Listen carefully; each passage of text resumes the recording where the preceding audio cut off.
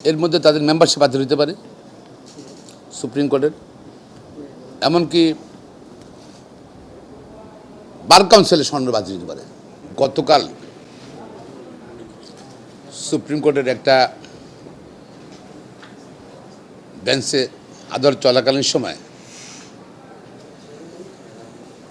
এটা কিছু আইনজীবী মুখোশ পরা ছিল এবং মুখোশ বিহীনও ছিল, ওখানে ডিম ছড়িয়ে মেশছে আদালত চলাকালীন সময়।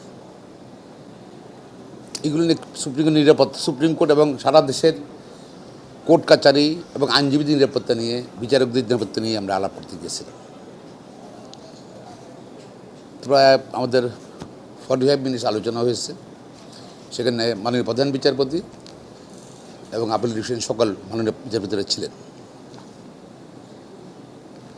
গতকালকে সুপ্রিম কোর্টে যে ঘটনা ঘটেছে সেই সম্বন্ধে এটা আমরা মনে করি যে আলোচনা আসছে যে চট্টগ্রামের ঘটনার সঙ্গেই ধারাবাহিকতা একটা বিচার বিভাগকে বা সুপ্রিম কোর্টে একটা আতঙ্ক সৃষ্টি করার প্রয়াস, একটা ইনসিডেন্ট শুধু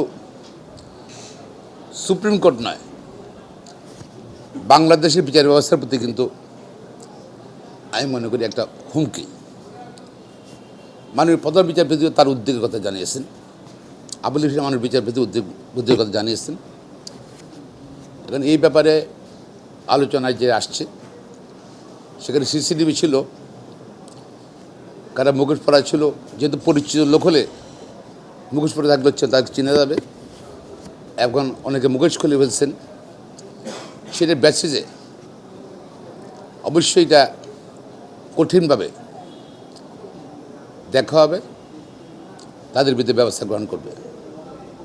এটা আমরা সবাই একমত, তারা ছিলাম, আমরা সবাই একমত হয়েছে প্রধান বিচারপতির সঙ্গে।